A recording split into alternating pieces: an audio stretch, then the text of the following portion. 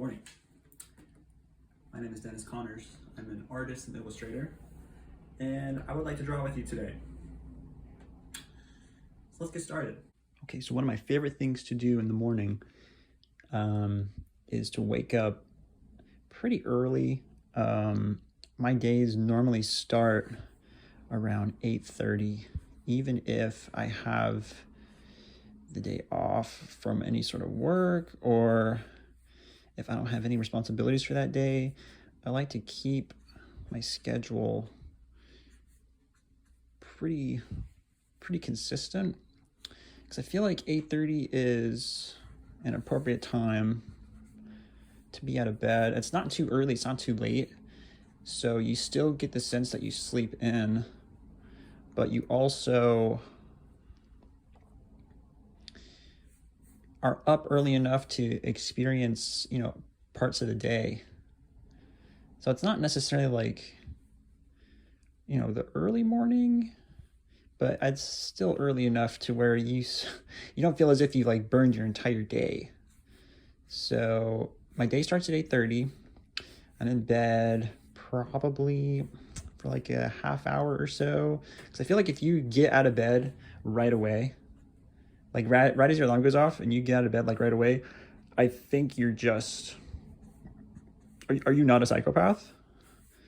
I think that's how that works. If you just like alarm then up, pretty sure you're just a psycho. So yeah, half hour, I kind of lay there and just kind of look over my phone, check in notifications, see if anything's happened over the night. 9 times out of 10, nothing has happened. So browse social media, Twitter, Instagram, stuff like that, just to see the current state of, what my favorite artists are posting, and maybe get some inspiration going before I get the day started. And recently, I've only been drinking coffee on the weekends. So I'm just trying to not necessarily wean myself off, but just see how I can operate without any caffeine, just to see if my body can actually handle it. So weekends are precious.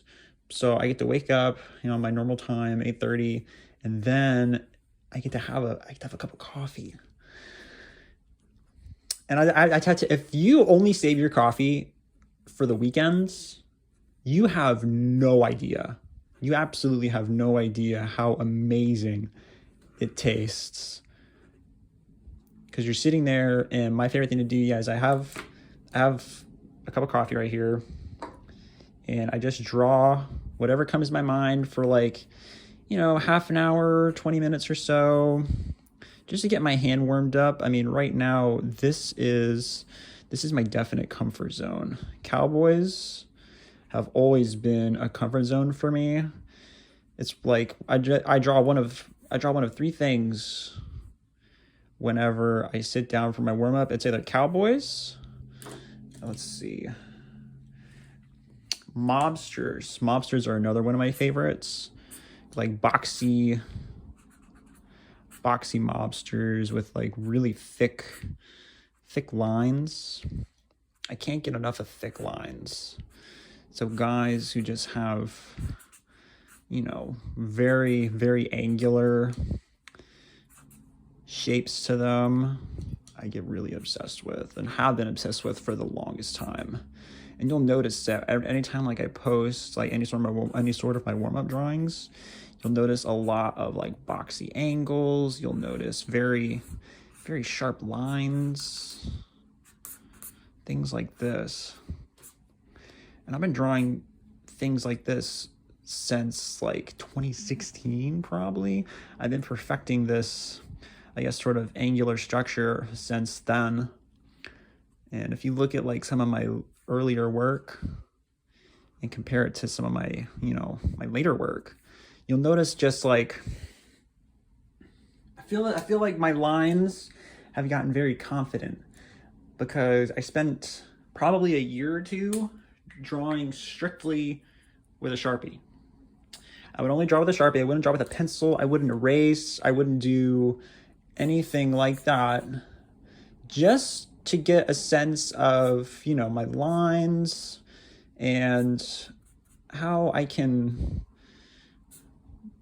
just, you know, just develop more confidence and more speed too. I feel like if you just draw with a Sharpie, even for like a week, let's say if you just like only go Sharpie mode for a week or two, I feel like you'll notice a definite improvement in your line work. And if not your line work, then the confidence in your lines. You'll just notice that right away. So, wait, hold on, let me just fix this real quick. And I would recommend that to anybody who's looking to just, you know, have a little bit of improvement or just do something a little different, a little something out of the norm. And you really also, once you start drawing with a Sharpie, you really kind of relish in your mistakes.